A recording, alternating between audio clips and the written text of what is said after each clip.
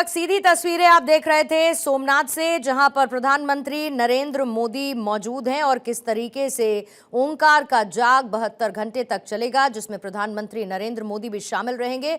और ऐसे में जो तस्वीरें इस वक्त आप देख रहे थे वो लेजर शो की देख रहे थे। लेजर शो के दौरान सोमनाथ मंदिर के इतिहास को, कैसे सोमनाथ मंदिर का पुनर्जागरण हुआ, कैसे उसका जीर्णोद्धार हुआ, ये पूरा इतिहास सम्मिलित इस दौरान तस्वीरों के माध्यम से लेजर शो के दौरान देश तक पहुंचाया जा रहा था। सोमनाथ मंदिर में ये भव्य ड्रोन शो जो इस वक्त आयोजित हो रहा है, जहां पर प्रधानमंत्री नरेंद्र मोदी मौजूद हैं। 3 दिन का उनका ये कार्यक्रम रहेगा।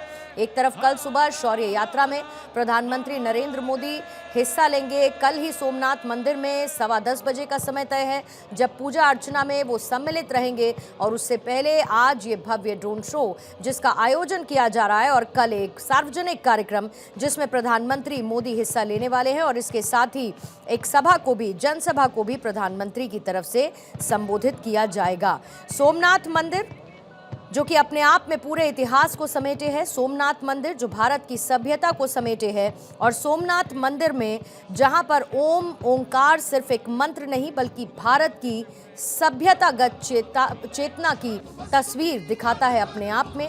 प्रधानमंत्री नरेंद्र मोदी की ये मौजूदगी और वहां से आती खूबसूरत तस्वीरें, और सोमनाथ मंदिर में इस दौरान उनकी मौजूदगी के साथ स्वाभिमान पर्व का हिस्सा बने हैं देश के नेतृत्व करने वाले देश के प्रधानमंत्री नरेंद्र मोदी। ओंकार जिसे वेदों में ब्रह्मांड की पहली ध्वनि कहा गया, और यही ओंकार सोमनाथ की हर शिला में समाया हुआ नजर आता है, जिसके साक्षी प्रधानमंत्री नरेंद्र मोदी इस दौरान बन रहे हैं। शो का आयोजन इस दौरान किया गया है, हर हर महादेव की गूंज, और इसके साथ ही पूजा अर्चना में शामिल आशीर्वाद लेते हुए सोमनाथ मंदिर में प्रधानमंत्री नरेंद्र मोदी की ये तस्वीरें हैं। सोमनाथ मंदिर जो सिर्फ एक मंदिर के रूप में नहीं बल्कि संदेश देता हुआ एक ऐसा स्थान है जो ये बताता है कि भारत को झुकाने की कोशिश चाहे जितनी भी की गई हो, लेकिन भारत न झुका है और न भारत का इतिहास कभी मिटा है। प्रधानमंत्री का ये 3 दिन का दौरा है जिसमें अलग अलग कार्यक्रमों में वो शिरकत करने वाले हैं। सोमनाथ पहुंचे हैं प्रधानमंत्री नरेंद्र मोदी, एक सिर्फ प्रधानमंत्री के रूप में नहीं, भारत के प्रतिनिधि के रूप में, एक साधक के तौर पर इस वक्त प्रधानमंत्री नरेंद्र मोदी की मौजूदगी है। और कैसे अपनी जड़ों से जुड़कर प्रधानमंत्री रहते हैं उसकी भी एक बानगी इस दौरान नजर आ रही है। भारत की शक्ति कैसे भारत की सांस्कृतिक विरासत है, भारत का आध्यात्मिक इतिहास है, इस बात को भी दर्शाता है सोमनाथ मंदिर। स्वाभिमान पर्व और ये मौका प्रधानमंत्री नरेंद्र मोदी के सौराष्ट्र में मौजूदगी का। ओम के साथ जब सृष्टि की शुरुआत हुई, नम के साथ अहंकार का विसर्जन हुआ, और शिवाय के साथ कल्याण और चेतना को ध्यान में रखते हुए इस वक्त एक भव्य लाइट शो का आयोजन, लेजर शो का आयोजन हो रहा है जिसमें हिस्सा बने हैं प्रधानमंत्री नरेंद्र मोदी। वहां पर कई लोगों की मौजूदगी इस वक्त है, भारी भीड़ आपको नजर आएगी। आकाश में आतिशबाजी और साथ ही ओंकार के वो सुर कानों में पड़ते हुए आपको सुनाई देंगे, गूंजते हुए सुनाई देंगे, जो स्वाभिमान पर्व में शामिल सोमनाथ में इस वक्त मौजूद है। कड़ कड़ में मौजूद प्रभु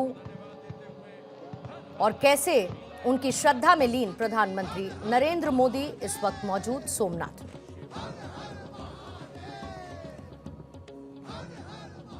खिंगारा, अहिल्याबाई और हजारों के पुरुषार्थ से। और अदिति मेरी सहयोगी इस वक्त मौजूद हैं सोमनाथ, सीधा आइए उन्हीं के पास लिए चलते हैं। और अदिति, ओंकार की गूंज और ओंकार में शामिल सृष्टि की शुरुआत, अहंकार का विसर्जन, कल्याण और चेतना का भाव, एक साधक के तौर पर प्रधानमंत्री नरेंद्र मोदी की मौजूदगी और जड़ों के साथ उनका गहरा जुड़ाव, आज इस बात का संदेश न सिर्फ पूरे देश बल्कि दुनिया में जा रहा है। आदिति,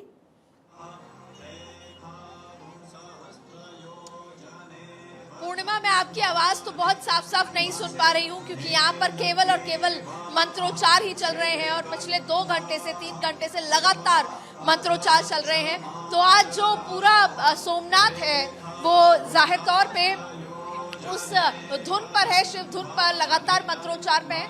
लेकिन जो नजारा हमने आज देखा पूर्णिमा, मैं आपको बताऊं जहां मैं खड़ी हूं, ये वो प्रांगण है मंदिर के बाहर का, और यहाँ पर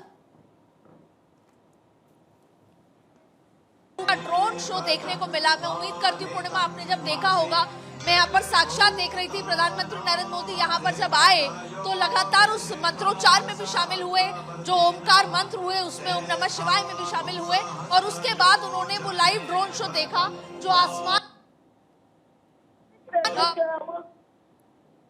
के हिसाब से यहाँ पर दिखाया गया, वो बेहद खूबसूरत था। आपको एक लुक दिखाऊंगी किस तरीके का माहौल है यहाँ पे। अयोध्या जैसा माहौल जिसे हमेशा कहा जाता है, उस तरीके का माहौल है। आप देखिए, बच्चे प्रधानमंत्री नरेंद्र मोदी को देखने आए, और इसके साथ साथ सारे जो गुजरात के खासतौर पे जो सौराष्ट्र के आसपास के लोग हैं, वो यहाँ पर केवल प्रधानमंत्री नरेंद्र मोदी को देखने के लिए पहुंचे। अब मैं आपको बता दूं कि प्रधानमंत्री यहाँ से रवाना हो चुके हैं, और अब कल सुबह 9:45 पर वो मंदिर में पूजा करने आएंगे। और उसके बाद फिर शौर्य जो यहाँ पर सभा होगी उसमें शामिल होंगे। सभी मंत्रोच्चार लगातार रहेगा, लेकिन उससे इम्पोर्टेंट बात ये है कि ये जो सोमनाथ तरीके पर अनेक नजर आ पर कोशिश की, लेकिन 4 साल के अनेक बताया है कि हमारा जो रास्ता आगे भविष्य का है वो भी उतना ही गौरवशाली होने वाला है।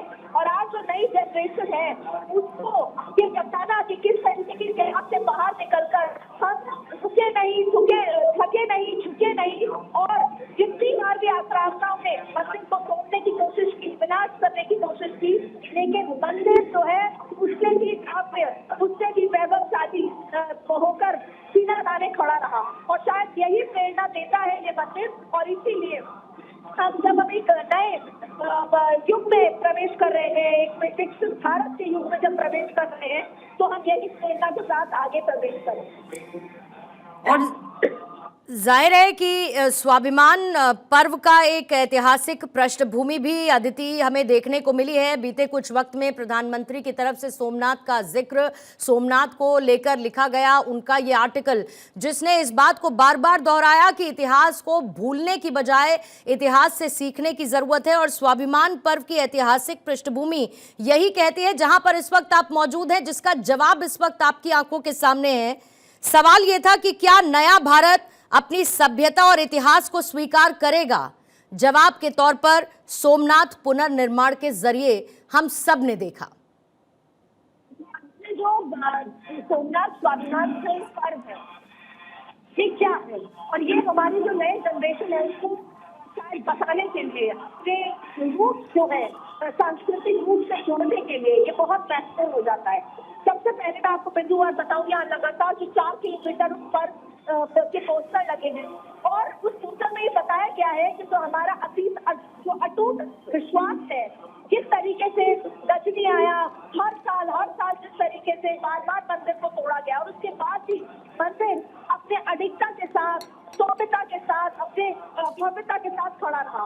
और अब सबसे पहले तो ये बात ये है कि हम उन लाखों लोगों को श्रद्धांजलि दे सके जिन्होंने आज से 1000 साल पहले या इस पूरे इतिहास के दौरान अपनी जान गंवा दी और इस मंदिर को बचाने के लिए। तो सबसे पहले तो ये बात इसकी है कि उनको श्रद्धांजलि दी जाए।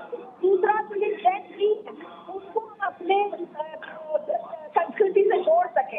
और फिर जब बात नरेंद्र मोदी की एंट्री की होती है तो आपने देखा होगा कि 2014 से आपने एक शिफ्ट आया है। पहले आस्था एक पर्सनल विषय होता था, एक खुद का इंडिविजुअल इशू होता था, लेकिन आज ये मेन फ्रेम में आ चुका है। मेन स्ट्रीम में इसको जिसे बोलते हैं कि सांस्कृतिक राष्ट्रवाद के लिहाज से ये पूरे देशवासियों के बीच में आ चुका है, नेशन वाइड हो चुका है। और फिर उससे बदलाव, चाहे राजनीतिक बदलाव आप देखिए, और इसके साथ साथ जो सनातन है वो केवल अब धर्म नहीं रहा है, वो एक लाइफ स्टाइल हो गया। और शायद यही नरेंद्र मोदी चाहते हैं कि हमारी जो युवा है सबसे पहले तो अपने इतिहास से देखकर सीखें और ये देखें कि किस तरीके के इतिहास हमारा रहा है, कि हमें कितनी बार भी वो नष्ट करने की कोशिश की।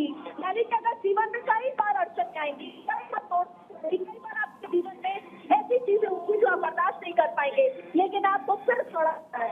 तो ये संस्कृति अपने आगे की जनरेशन को देना, और आज यहाँ पर जब मैं खड़ी हूँ तो मैं पूर्णिमा कह सकती हूँ कि हमारा वो गौरवशाली जो इतिहास रहा है, उससे जो आने वाले गौरवशाली जो भविष्य है उसमें एंटर कर रहे हैं। और इसीलिए समाजों में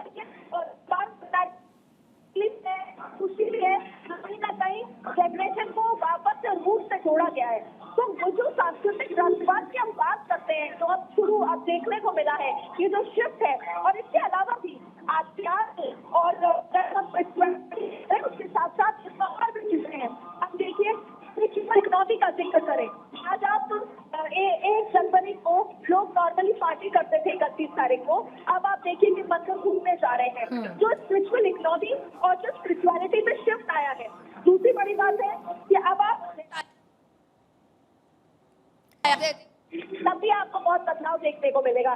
पहले की जो जिसे बोलते हैं धर्मनिरपेक्षता की जो एक परिभाषा लिखी गई थी, जिसमें प्रधानमंत्री मोदी के ब्लॉग में साफ कहा गया है कि नेहरू ने उस समय भी, तत्कालीन प्रधानमंत्री तब के नेहरू ने उस समय भी जीर्णोद्धार के लिए बीच में रुकावटें डाली थी। तो जाहिर तौर पे जनरेशन को ये भी बताना है कि जो पिछले 60 साल जब आजादी के बाद आज हमें गौरव का विषय होना चाहिए था सोमनाथ, कि हमारे ऊपर कितना आक्रामक चीजें हुई, लेकिन फिर भी हम खड़े हैं, वो विवादों में गिर गया। तो अब कहीं ना कहीं उस इतिहास से सीखते जाहिर है आदिति, और आज भी प्रधानमंत्री ने इस बात का जिक्र किया कि सोमनाथ में आकर मैं धन्य महसूस कर रहा हूं, और कई मौकों पर सोमनाथ को भारत के स्वाभिमान और पुनरुत्थान का प्रतीक प्रधानमंत्री नरेंद्र मोदी की तरफ से बताया गया। और एक स्पष्ट संदेश है न सिर्फ इस आने वाली जनरेशन को कि वो अपने इतिहास, अपनी जड़ों से जुड़े रहें, बल्कि कहीं ना कहीं विश्व में सम्मान हासिल करने की भी ये एक संदेश, एक संकेत के तौर पर इसीलिए जाती है क्योंकि वो राष्ट्र है जो अपनी जड़ों पर गर्व करता है, जो अपनी जड़ों के साथ जुड़ा रहता है, और इसीलिए विश्व में सम्मान को हासिल करता है। आदित्य, आपका बहुत बहुत शुक्रिया ये तस्वीरें पहुंचाने के लिए और वहां की पूरी जानकारी देने के लिए।